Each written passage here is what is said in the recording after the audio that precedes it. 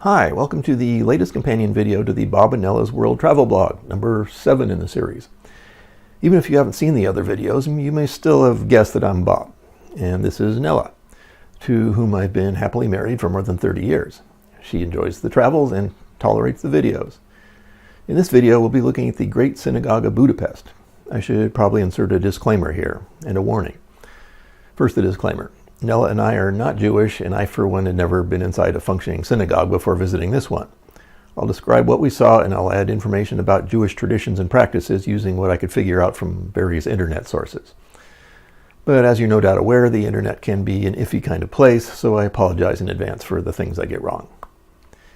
And you should be aware that there's going to be Holocaust stuff. We're talking about the history of the synagogue. There's really no getting around it. And while I try to make these videos informative and entertaining, coming up with Holocaust jokes that are anything but horrible would take someone a lot more talented than me. So I will focus on the informative part, and you might find this video a little less entertaining than some of the others, if that's possible. And the descriptions of some of the things that happened in Budapest and the implications of what ostensibly civilized people are capable of doing to each other may be disturbing to some of you, so you've been warned. The Great Synagogue of Budapest is also known as the Dohány Street Synagogue, named after the street on which it was built. It's the largest synagogue in Europe and the second largest in the world after New York City's Temple Emmanuel. It was built between 1854 and 1859 in a style which came to be called Moorish Revival. This set something of a trend for new synagogues, as several scattered across the world were built in the same style over the remainder of the 19th century. Dohány Street, the street on the right in this picture, was considered to be a border of Budapest's Jewish quarter at the time of the synagogue's construction. Getting to Dohány Street was not a problem for us, as it was within easy walking distance of our hotel. On the way, we saw this great old building with its displays of women representing the 4 seasons of the year. This was another striking building, like some we'd seen earlier, that didn't show up as anything special on the maps, and which had some rather ordinary-looking shops on its lower levels. We didn't spend too much time gawking at this building, though, or at the synagogue either for that matter, as the weather, which had been threatening since we'd left the hotel, was quickly developing into a rain shower. As soon as we found the synagogue, which was not difficult because it's really big, we paid the admission fee and went inside. We'd visited many places of worship before, pretty much all different types of Christian churches, but having never visited any synagogues, we weren't sure exactly what to expect. This synagogue turned out to be beautiful and very church-like. There was something that looked like a main altar at the front with many rows of pews facing it. There were organ pipes on both sides of the altar, and there was even an ornate dome above the area where a transept would be.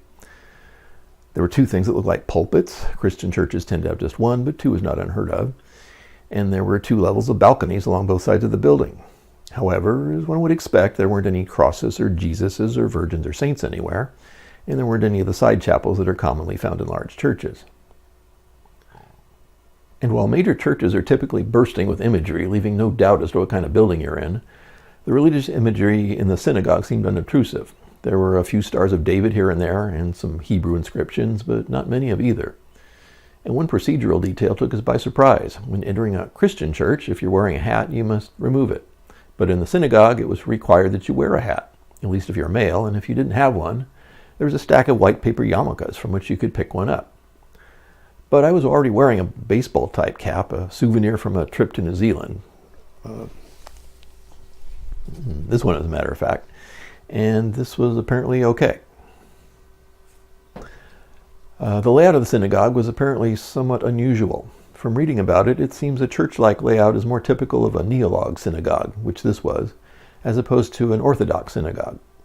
In both types of synagogues, attention is generally focused on someone, usually a rabbi, I guess, speaking or reading during a service.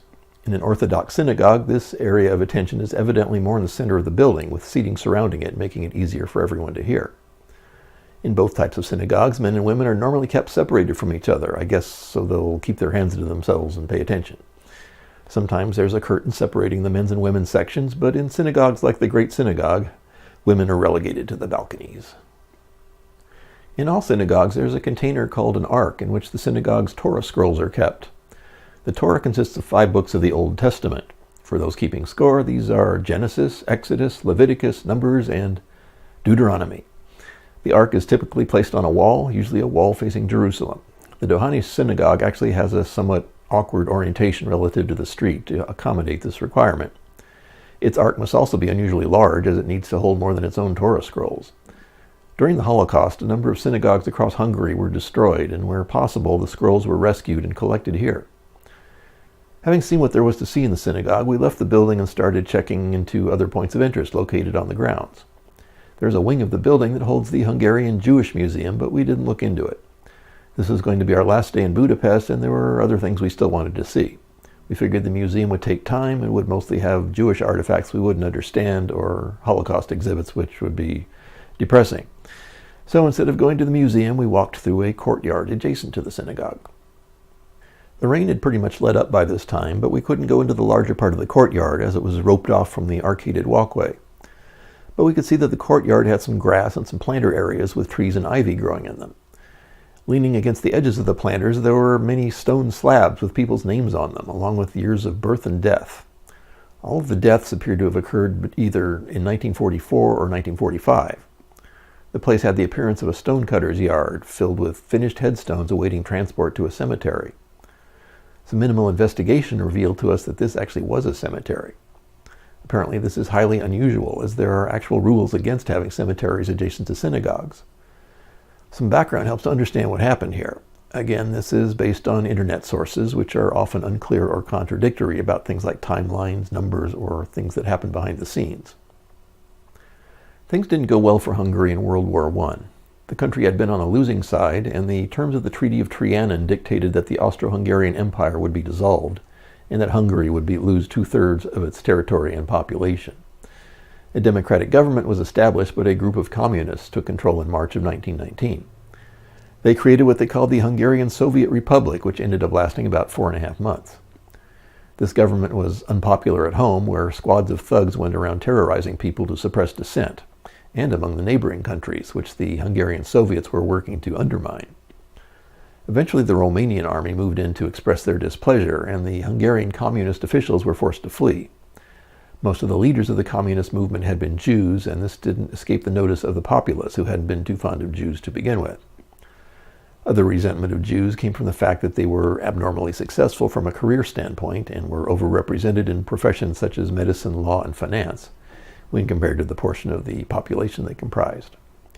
The government eventually became friendly with Germany and Italy, seeing them as allies who could help them regain some of their old territory.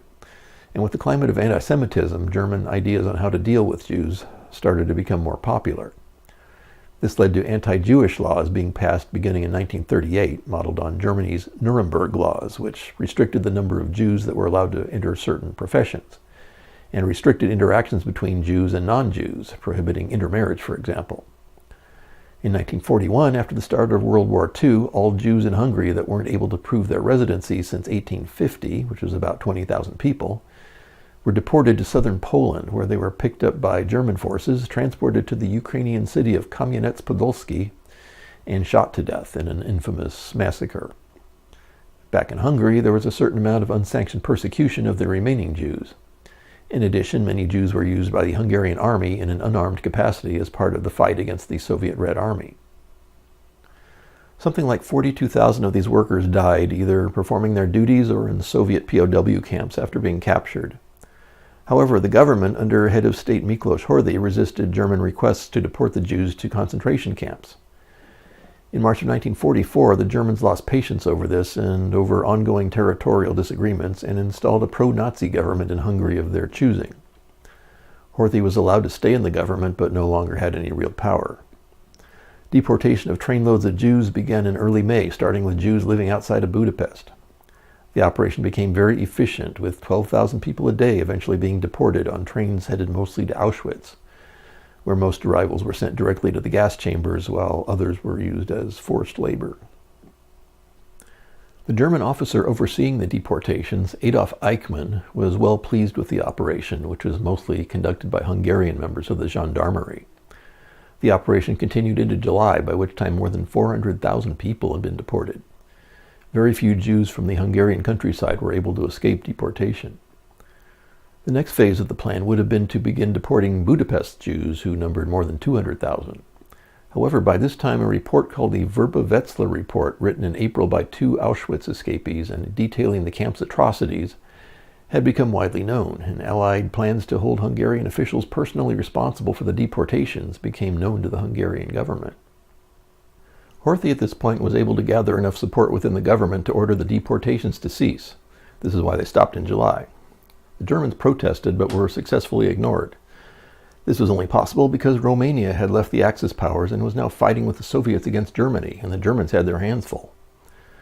Horthy removed the German-friendly members of the government and started negotiating with the Soviets for Hungary's surrender, reaching an agreement in October. But the Germans had expected this and kidnapped Horthy's son, threatening to kill him if Horthy didn't abdicate. And Horthy did, yielding control to the head of the Arrow Cross Party, Ferenc Szálasi.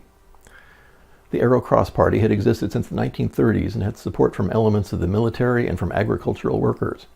They were both anti-communist and anti-capitalist, but pro-worker and very nationalist.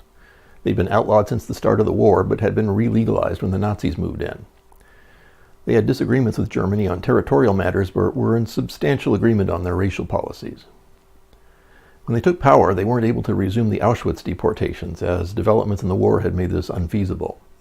However, in November they sealed off a large area in central Budapest and set it aside as a Jewish ghetto.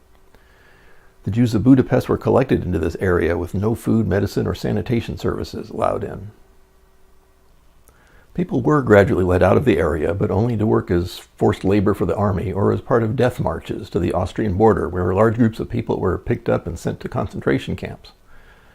These camps, while horrific places, were not quite the death factories that Auschwitz was, and some Hungarian prisoners were able to survive until being freed by Allied forces. Back in Budapest, there were frequent raids in the ghetto in which people were collected, marched to places on the bank of the Danube, and shot, their bodies falling into the river to be washed away by the current. Between 10,000 and 15,000 people were killed in this way. Today there's a memorial called Shoes on the Danube Bank, created in 2005, which consists of a long row of shoes made of iron. Apparently, before the people were shot, they were ordered to remove their shoes, as shoes were valued at the time. Obviously, more than the people were. This all ended in January of 1945 when Soviet forces moved into the city and released the people from the ghetto. Apparently there had been a plan by the Germans to destroy the ghetto on the way out, along with the 70,000 people still in it. But the plan was not executed, probably because it would have been treated by the Allies as an obviously egregious war crime. But the rescue came too late for 8,000 to 10,000 people who had died in the ghetto from starvation, disease, or the elements. The winter of 44 to 45 was unusually harsh. The Soviets found their bodies in the streets and in bombed-out buildings and knew they had to get them buried. Mass graves were dug in the local cemeteries, but another was dug in the courtyard of the Dohány Street Synagogue, and 2,000 people were buried there. And while there's a rule against cemeteries next to synagogues, there's another rule which apparently takes precedence. It says that once someone's buried, they shouldn't be moved. Nobody's quite sure exactly who's buried where, but over the years people have brought grave markers to the synagogue for people they know are buried somewhere. And many of these markers are on display in the courtyard. On our way out of the courtyard, we passed a fortress-like building known as the Temple of Heroes. It was built in 1931 as a memorial to the 10,000 or so Hungarian Jews who had died fighting for their country in World War I. It was not open to visitors while we were there. Beyond the temple, there was an open area called the Raoul Wallenberg Holocaust Memorial Park. Raoul Wallenberg was a special envoy to Hungary from Sweden, which was a neutral country during the war, who was sent to Budapest in 1944 on a mission secretly encouraged by the US to save Hungarian Jews, using whatever methods he could. There are conflicting accounts regarding some of his methods and his degree of success, but it appears that he was able to rescue at least thousands of Jews, primarily by the tactic of issuing not quite legal protective passports, which identified their holders as Swedish subjects awaiting repatriation. The new Swedish citizens were taken to buildings he'd rented and protected by a diplomatic immunity, where they stayed until they could be transported to Sweden. Diplomats from other neutral countries, like Switzerland, Portugal, and the Vatican, also carried out operations to rescue Hungarian Jews, and some were probably more successful than Wallenberg as far as numbers of people. But Wallenberg was probably the most visible and the most confrontational with Germans and Arrow Cross members. He also was never able to return to Sweden. On January 17, 1945, he was summoned to a meeting with the invading Soviet army's top general, and he was never seen in the West again. It's thought that he was suspected of espionage by the Soviets, and he was eventually executed in 1947. Since that time, witnesses have been found who claim to have seen Wallenberg alive after his reported execution, but none of these claims are considered to be conclusive. In 1989, some of Wallenberg's personal belongings, such as his passport, were found in a Russian storeroom and were returned to his family. In the Raoul Wallenberg Holocaust Memorial Park, there's a memorial which looks like a gravesite with the inscribed names of Wallenberg and others who worked to rescue the Jews of Hungary, who have been designated members of the righteous among the nations by the State of Israel. The memorial is surrounded by a great number of pebbles, with each pebble apparently representing a prayer. There are many pebbles in scattered locations throughout the park, as you can imagine. Also near the memorial is this stained glass panel. Another spot in the park where pebbles accumulate is at this sculpture called the Memorial of the Hungarian Jewish Martyrs, also referred to as the Tree of Life. It was created in 1991 by Hungarian artist Imre Varga and has the look of a weeping willow tree. The leaves of the tree have the names of Holocaust victims inscribed on them. The sculpture was financed by the Emanuel Foundation for Hungarian Culture, founded by American actor Tony Curtis. Curtis also helped finance the renovation of the synagogue itself, which also took place in the 1990s after the Soviets left. This brought to a close our visit to the Great Synagogue of Budapest. We left the building, but took with us disquieting thoughts about what can happen when you put together enough hate, power, and dehumanization. One likes to imagine that such things could never happen today, that we're somehow better than we were then. But if you talk to someone in, say, 1909 and told them what would happen over the next 40 years, they would never have believed you. Just saying. Well, that's about it for this video. The next one will be more fun, I promise. Hard to be less fun, I guess. If you want to find out, you might consider hitting the subscribe button. As usual, please leave your likes, dislikes, and comments, and I'll react accordingly. Have a nice day, and if I haven't frightened you away, I'll see you next time.